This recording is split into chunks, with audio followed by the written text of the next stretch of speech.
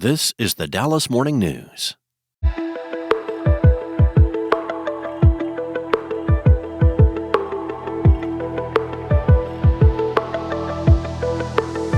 You're biased, but I will tell you, Gerald Turner and the run he had at SMU, that's about as good as any college president in the last 100 years. Well, being an alum, it's just remarkable to see SMU come back from somewhat of the ashes of the death penalty in the 80s, and then Turner took over in the 90s, and then he's had a remarkable run for 30 years that has transformed the school, both from a real estate perspective to an R1 research institution, and obviously the ACC with athletics. It was interesting listening to the stories, but I'll tell you what I probably got more out of it was a view of leadership and how you accomplish things when you don't have all absolute power and its influence. Well, Tom, when you and I have talked about him, we've talked that he's the university president, and he really doesn't have a ton of hiring and firing decisions. He's got to be an organizer of people. He's got to empower and embolden his people to go lead well, and that's what he explained in that episode. But more and more, that's what it's going to be in the corporate world, too. It's going to be a question of influence and persuasion as opposed to absolute control. Absolutely. Great lessons from him. Yeah, wonderful episode. Tune in.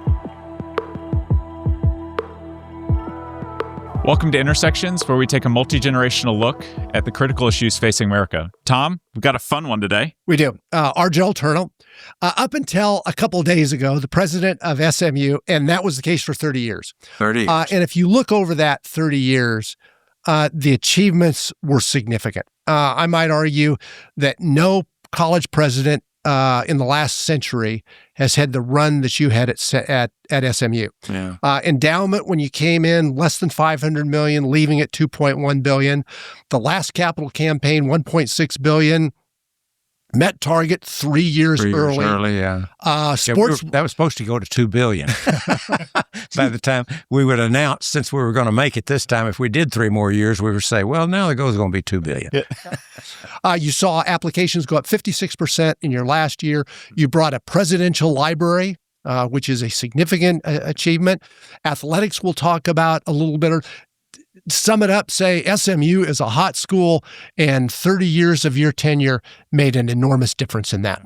30 years ought to make a difference if you've got people that are willing to work on the same goal. And really, people ask me, what are you most proud of? And I have to say, I'm most proud of 30 years of being on the same page with the Board of Trustees, which can't happen in state schools now. And long tenure is very important for a private institution because you got to make friends, you got to make contacts, you got to do all the things. And so 30 years with the board and I being on the same page, with the board and me being on the same page was, I think, what I'm proudest of, because all the other things come from that. Any disappointments? Well, that I've run out of time. There's always more to do. Yeah, that's right. There's always more to do. And there are not any failures that are inability to do certain things that underscore it. There's certain projects that we didn't get done just because of the lack of funding or whatever else, but we found other ways to make progress. I can't think of many. 60 buildings in the 30 years? Well, that includes 4 or 5 parking garages too.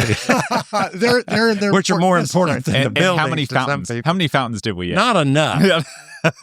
If you look at the Simmons quad there, Jerry Ford's building, and then Harold and Annette, right in the middle is all that greenery, and it just kills me when I go through there thinking that either needs to be a fountain or it needs to be a Caroline, because we now use the top of one of the old science buildings for that. And exactly. So, anyway.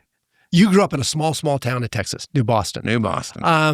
Not one that we associate with SMU, high academia. In fact, much like me, you actually did time at a junior college before you went on and get your bachelor's degree, then master's at UT and your PhD at UT. As you look back on that time growing up in a small Texas town, what created the foundation that has given you the success in leadership? I know a number of times you've spoken to about a very close cadre of individuals that you grew up with, that you've stayed in contact with, met regularly 7 decades later. What about that growing up has made a difference in your life? Well, my dad was the junior high principal, and my mother was a 5th grade teacher. And so education was a big part of it. And at that period of time, right after World War II. New Boston had attracted a whole lot of people to it. It was 2,000 before, and it ended up being 5,000. And the quality of the teachers there was amazing.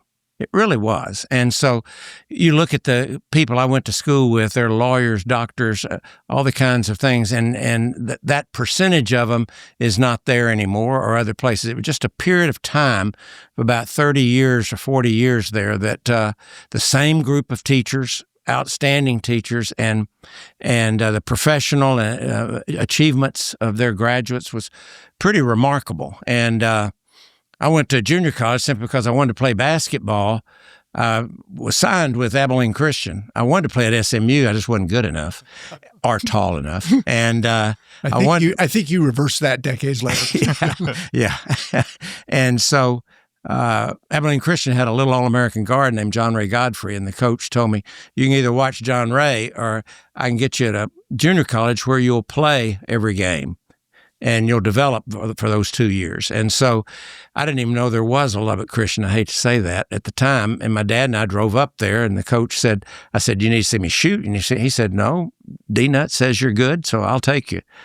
So that's how I got there. And then I tore up my knee my sophomore year, and I went on to Abilene, which on an academic scholarship, which was a great blessing because that's where I met Gail. Were the teachers that you mentioned back in New Boston, were they the reason that motivated you to go into academia? Part of it was just my family. I had aunts and uncles that were first-generation college students that taught. My mother's family, all of them got some advanced degree. My dad's family, he was the only one. And so it was at that turning point. And so they so valued education that we played 5 sports, but you did your schoolwork, you went to church, and then you played your sports. Mm-hmm. It was sort of in that order.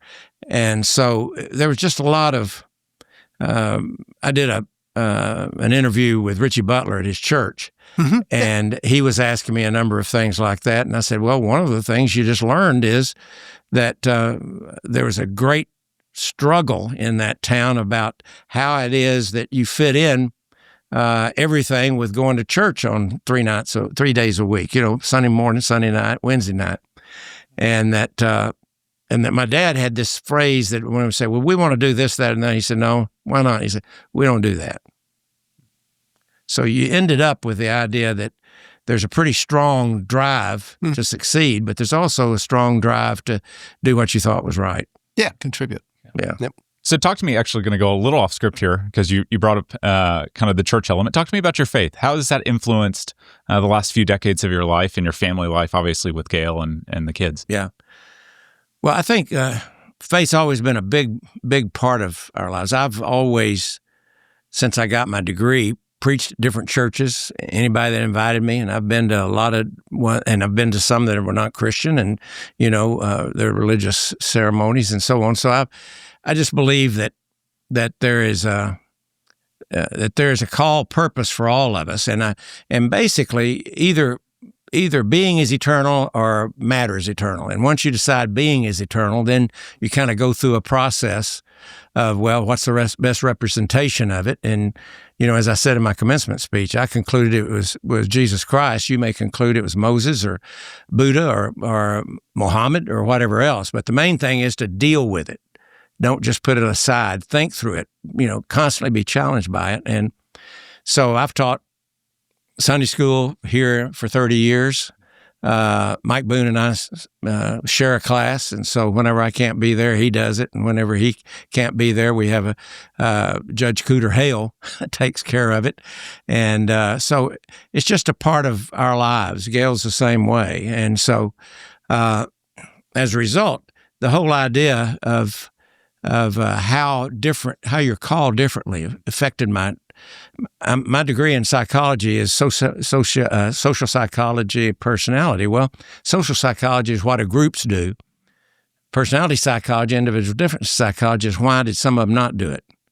And so that fit with very much into what my view of life was. And it also comes up with, like when you have COVID, you basically do everything you can, do all the steps that people tell you to do, But then you don't just hide. Students particularly, they don't do well when they're isolated for a while. And I think we're seeing the implications of that. And so we opened up in the fall of 2020. And everybody on the East Coast and West Coast, we already had our class made, but we could have had a lot more students from people just calling at the last minute saying, so-and-so's not going to be open. Can you take one more or two more and so on? And the answer was, I think we took 8 or something like that. We had at the last minute people, but you had a choice.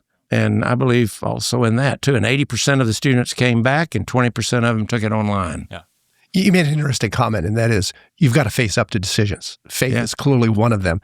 It seems in today's world, a lot of people don't want to face the decisions, kind of walk away from those. Yeah. And not just talking about faith, but in business, public sector, those sorts of things too. Why is that? What's happened where people don't kind of want to face reality? I always say one of the first elements of leadership is defining reality. Yeah. And we don't want to do that. We either want reality to be what we want it to be or what we think it should be. I think a lot of it has to do with just fear of criticism and fear of failure. Mm-hmm. And either one of them, kind of puts you in the doldrums where you can't move one way or the other. And so in talking with students, I really tell them, you need to get inside yourself enough to know why, if you can't make a decision, what it is. It may be that your fear of failure and your fear of criticism or various things like that. You may be impulsive, and so you make bad decisions, and you've learned that, and so you just don't make decisions. But the point I try to make is, if you make a decision, you may be wrong and get criticism, but if you don't make a decision and it just sits there and lingers, you're going to get criticism for not making a decision. So pick your poison, and so you can be right, wrong, or not make a decision, and that's going to be wrong. Well, you went from Abilene Christian, UT, then professor at Pepperdine, then to OU, and then you went to Ole Miss. Right. And as one of the youngest leaders of a college university in the nation at age 38, you just raised the importance of dealing with decisions. You had one at the time at Ole Miss where you had an extremely popular football coach. Yeah. He's an alum. An alum, very popular. And again, at an environment at Ole Miss where football is probably close to religion. But you had to make a tough decision. You saw recruiting violations, and you had to make a decision to release that individual. I did, and not long after I got there, we had the same problem. And I'd worked with a number of people at that time, and we decided to give them another chance.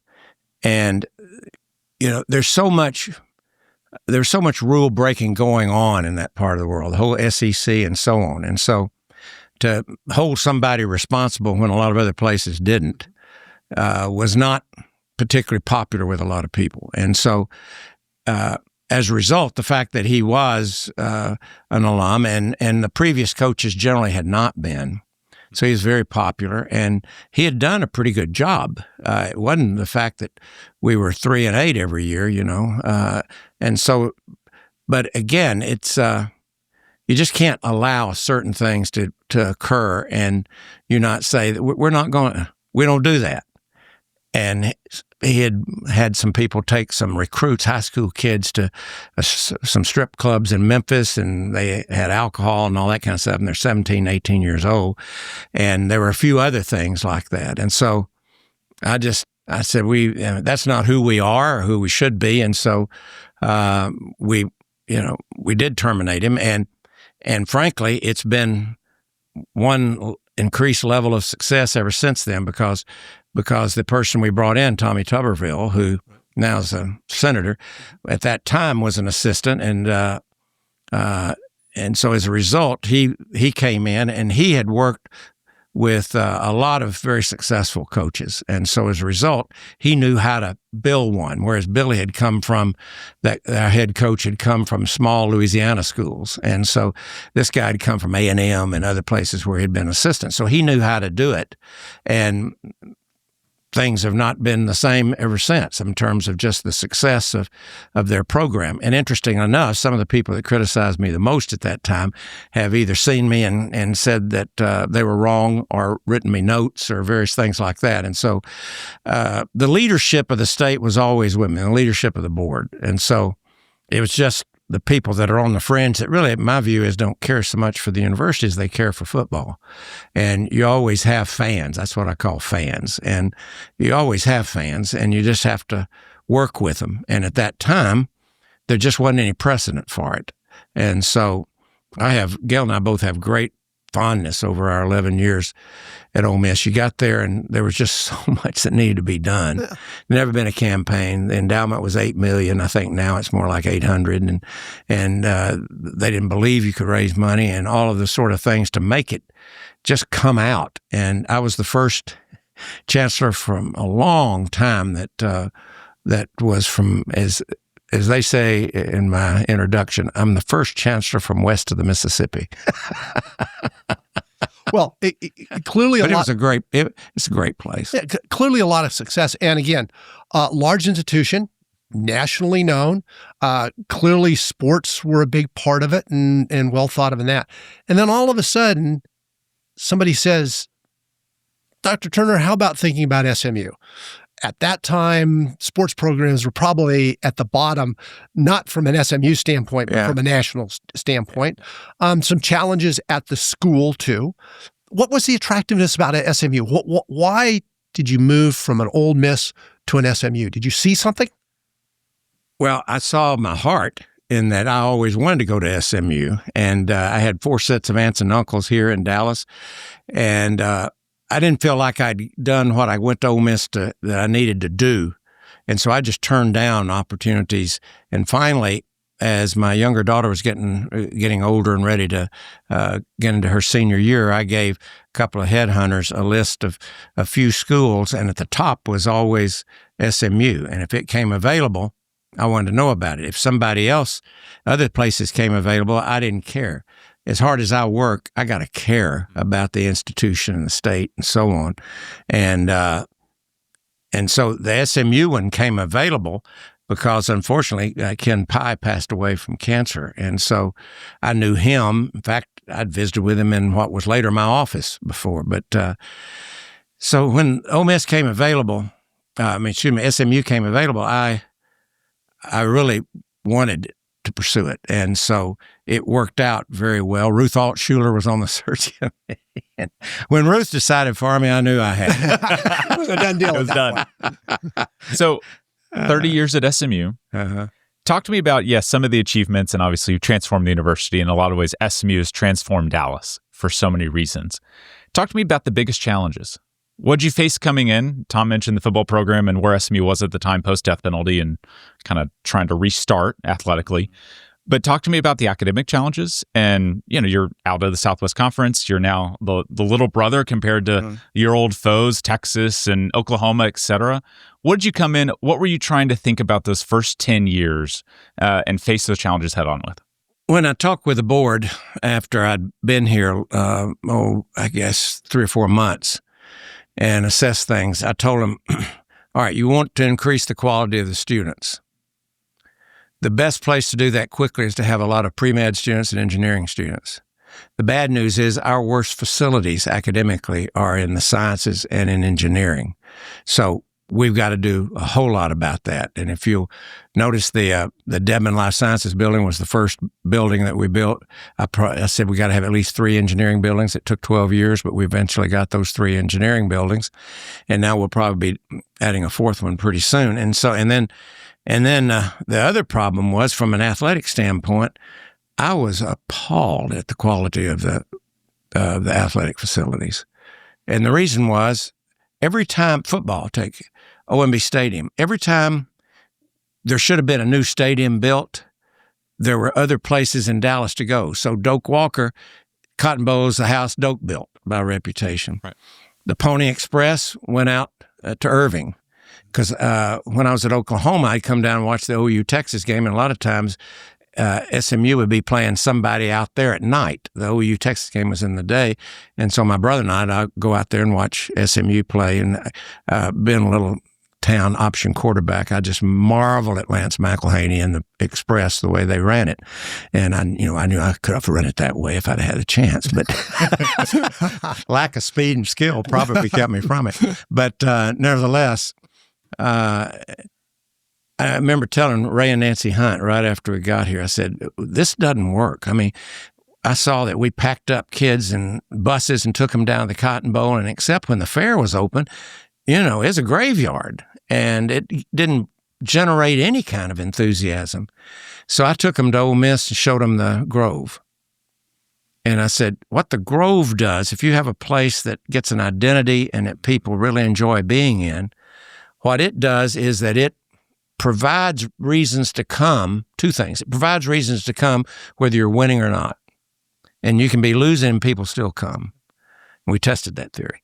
You got it. And it worked. But the second thing is that it allows you to recruit students. And I don't mean athletes, but there's something on campus that they come to. And on Friday, they check around all the academic things and so on. And on Saturday, they go to the boulevard. And so they said, well, what would we do? And I'd already thought about Bishop Boulevard, that beautiful, and with all of those trees that were planted right after World War II. And so I said, we can use it. And somebody said, yeah, we'll call it the Mustang Grove or something. I said, no, we'll call it the Boulevard. I said, it has the continuity of name kind of image that Grove does. And so call it the Boulevard. And now it's just taken off. Well, 30 years later, I can't get a spot on the Boulevard. So I might have to call you after this and see if we can work something out. Raise your offer. Yeah, that's what I have to do. Well, you touched on it, and it's an amazing statistic because if you look at schools that have done well in football, so the year after Florida wins their national championship, applications go up 25%. TCU makes it to the end, their applications go up a similar amount. Last year, we saw 56%. SMU all of a sudden comes in, is in the playoffs, has won the ACC in their first year. What is the connection there in terms of applications, attractiveness of students to success on the football field? European universities don't have athletics. Right. It's an American phenomenon. And we're just by nature so competitive that sports is a bigger part of it. And TV and streaming has made us almost unhealthily fixated on sports. But nevertheless, it's a big part of what we do. That was called the Flutie effect, if you remember when Doug Flutie threw that pass at Boston College and they won. And what you found initially was that you'd get more applications, but they weren't the best students. I mean, they're not in the top 10%. I mean, they're basically just kids that like the experience, and the academics just has to be a necessary evil. And so, but what you found now is that more and more students who are very good students still like sports because their parents do, the society as a whole. We had two things. We quit charging an admission fee at the same year we won the ACC. And so those two compounded together to give us that 56% increase. But once we started improving our athletic facilities, and if you just think about it, the stadium was just the first thing. You can go down the line. Our tennis facility, we only had 5 courts. Now we've got a great tennis center. Aquatic? Yeah, the aquatics. The pool was half of a lap, and had been a gym. And now we're there. The golf, we didn't really have anything. And now we've got Trinity Forest that we worked out with the city and contributed, I think, $6 million to that so that we have our facility out there. And track, Ray Washburn, and soccer. Mm-hmm. Last year, we were number 10 in the country in soccer. Men's soccer, women's soccer is coming up, and the stadium would, in that nice facility like that, all of a sudden we had some full houses, for just soccer. And so all of those we had to do. And the biggest challenge was, and the biggest opportunity, when I got to Ole Miss, they were so still reeling under the integration Meredith crisis, and they were tired of it. And you talked about the enrollment. The enrollment had dropped about 3,000 students to where when I went to Ole Miss, it's smaller than what SMU is now. Now it's 18 to 20,000, but it had just dropped. And so I saw a group of people that were so tired of getting beat up, they wanted to move out and get a national reputation and get over all the race stuff. And so for all the opposition I got on race issues there, it wasn't from the leadership of Ole Miss. It was from what I call the colonels out there that just didn't want integration anywhere. And so you come here, and everybody is really down and out over the death penalty, and how would we get back from that one way or the other? And Ken Pye, because he had so much work to do internally, kind of pulled back in many ways from the city, and he didn't particularly enjoy that kind of work anyway. And so the third point the board gave me when I was hired was, and re-enter Dallas. Get Dallas back. We're Dallas's university, and we'd pull back for 5 years. And so we changed a number of things in that regard, and started doing so many things with the city. Gail and I, have been on nearly every board we could be on, and involved with it, with you and everybody else. I can testify that. Yeah, and so making Dallas, bringing them back in as Dallas's university, and the harder part is making it Dallas's athletic team, because Dallas is so full of majors from other places. I told you one time, look, all we wanted to be is your favorite number 2. If you're from Michigan, well, then we'll be your favorite number 2. If we play Michigan, you can root for Michigan. Otherwise, adopt us. And that has been slower in coming about, simply because the football program was, when we got moved down after the Southwest Conference broke up, that was devastating to all of us, but particularly to us, because we still had all that death penalty stuff, and people pulled back. So what we had to do is get people back enthused about the university. And the whole thing on fundraising is, if you have a vision and you can articulate the vision, and you can get people to get excited about and see its value, and then show them how they can help with that vision, then people will do a lot of things. Let's drill down to that. And I want to get to R1, the Bush Library, those sorts of things. But in terms of football and the sports, so first year in a power conference, 2/3 wins. So you win 2/3 of all of the contests. Football across all other sports. Well, we won all of our ACC games. Yeah. Well, but in terms of all the sports. All sports. You won 2/3 of the games, if you add all of them together, right. Football becomes a key one with great success for first year. But with that, and in terms of the football and those pieces, when you entered the ACC, you entered in a very different set of circumstances than California or Stanford did, and clearly the schools that were there. You really forego to get in monies for a 9-year period. And again, everybody talks about the importance of TV money, et cetera. You said, we'll forego that. But then in the space of a relatively short period of time, your alumni came up and basically replaced all that money. For 5 years. Yeah. Isn't that amazing? We wanted very much to be in one of the, at that time, 5 conferences. And it looked like we'd end up being in the Pac-12, and it kind of fell apart along the way just about it. But we had a consultant that lives in North Carolina, and he said the ACC is going through some odd situations, and you saw that eventually was sort of the lawsuit of Clemson and Florida State to try to get out. And it says there are a group that really want to get more money based upon performance. That right now it's all split exactly the same. And that's just offensive. He said, the socialists versus the capitalists. He said, so we need they want some money. They want some money to be able to divide up based on performance. And so, which has really been the Florida State Clemson push. Yeah, that's their push. And so we started talking about it with them. And the first they said 7 years, and then they came back with 9 because it fit more with the TV contract period of time that the ACC had. And we thought, man, that's just too much. And Rich Templeton, vice chair of our board, said, I don't want to be sitting here next year, not in the conference, because we said no to 2 years when we've said yes to 7. And being a good business guy, everybody looked around. That makes a lot of sense. And so that's why we agreed to it. But we also knew that there's no way we could compete if we didn't have the kind of support that we have from private sources. And so Ray Hunt actually came up with the idea of, let's have something really special, $100 million in a week.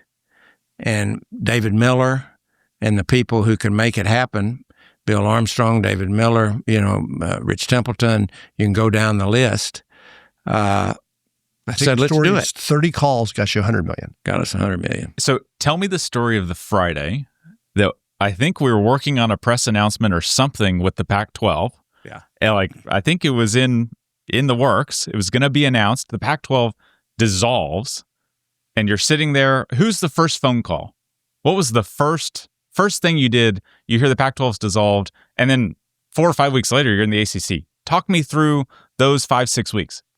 That Friday night that we were supposed to get the offer from the Pac-12, and the 4 schools that eventually left were the ones that wanted us in there the most. And so when they got all upset about things and left, well, then, we didn't want to be in there either. And so, but we had all of this had started rolling out with the ACC. And we were telling the ACC, and we said from the very beginning, whether we can get in the Big 12, the ACC, or the Pac-12, we want the ACC because it's more like us.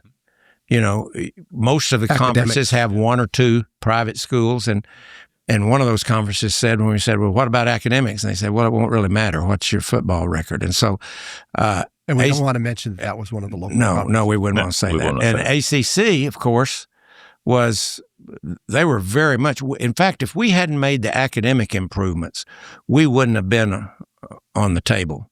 I mean, literally, the private schools had so much to do with us. Notre Dame, Duke, Wake Forest, all of them, you can go down the list. And so that got us on the table. And then the fact that we athletically had done well the last few years in the American, which is a conference I helped create when the Big East fell apart, when we thought we were in the big time before.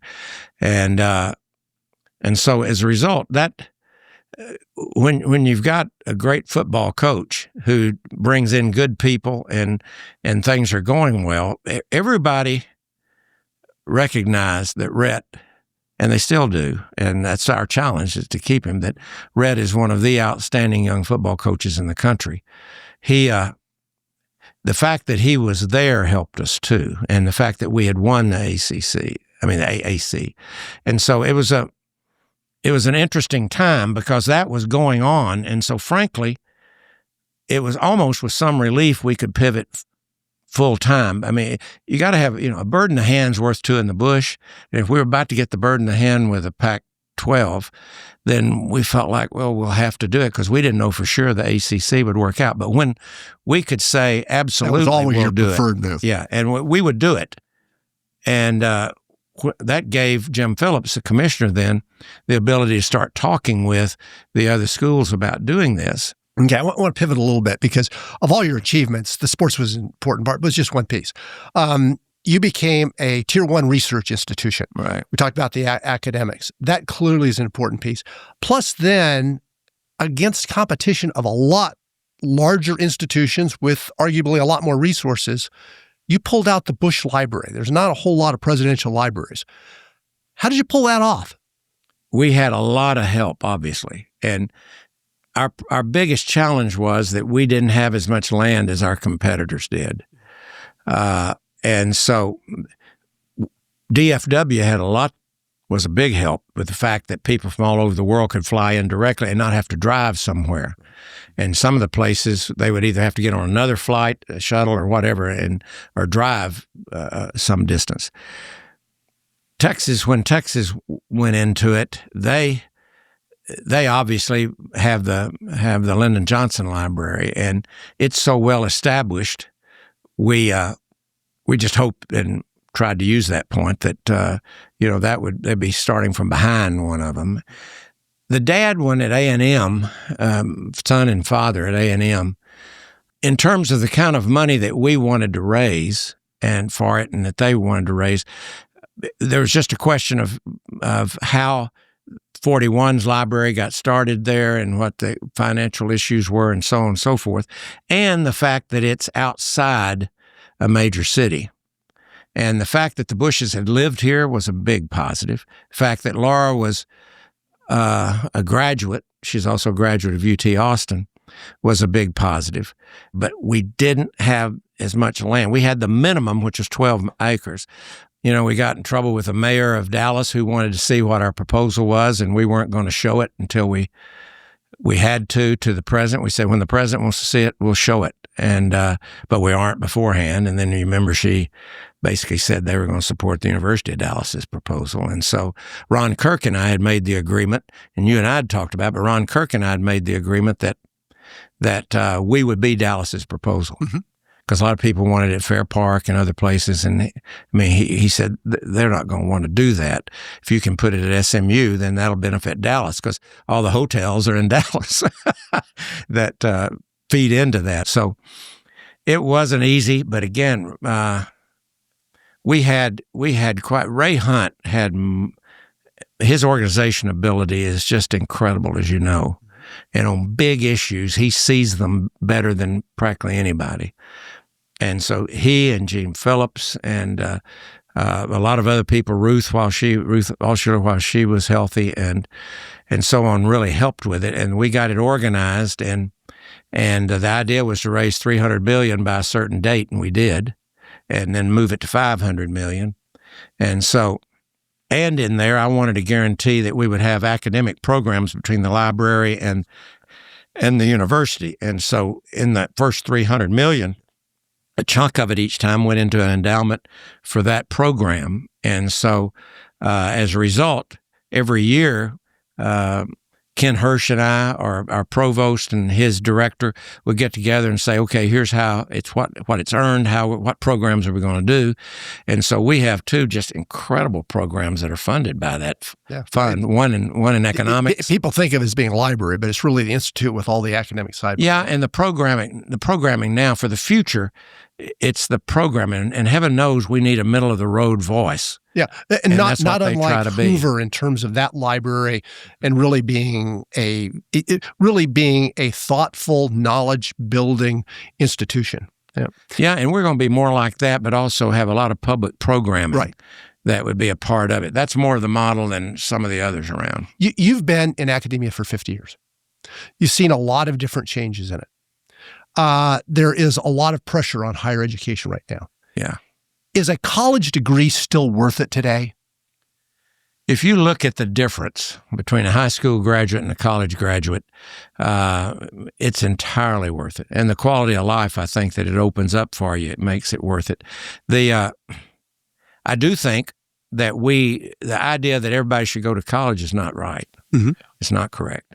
But they do need education, training, whatever you want to say, beyond what you get in high school. High schools are coming more into that line and also working with the community. Dallas College is terrific at getting students ready for the real life, afterwards by working with the high schools and everything else. So it's definitely worth it. And if you look at the few people that are exceptions, Gates, some of the others, are just exceptions by name. And I mean, they're so smart that they can do it and creative. And they're just not good examples. And to me, it drives me crazy when these billionaires say, you don't need a college education.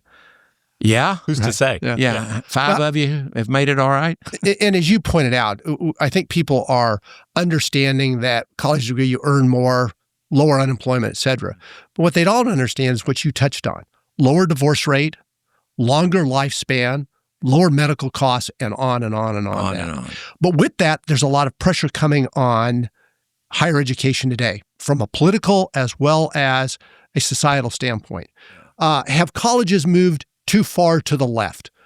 By moving to the left, have they kind of shut out two-thirds of the people and the opinions of two-thirds of the people? We talk about freedom of speech. Is there freedom of speech in higher education today? Or is it going so far to the left that it actually precludes other differing viewpoints? To that last point, it's going too far in some places, but I think to paint all of higher ed that way is just entirely wrong.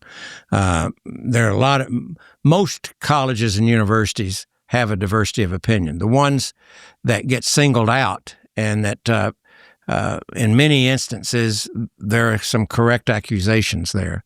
If you just take critical theory, you can go back to critical race theory, critical colonial theory, critical whatever you want, and it has, you can get books at it, but what the basic outcome of it is that anyone who is in power or anyone who has in any way abused a group of people in any way, that they are evil, and that that you should basically be on the side of those that are the minority at all instances. So, for example, how did some of the Ivies get so out of whack on the Palestinian thing? Right. Well, by that theory, which so many academics follow. And by the way, it's been around a long time, and you use it in law to basically try to teach lawyers, you have to ask, why does this law exist? And sometimes it's a political reason.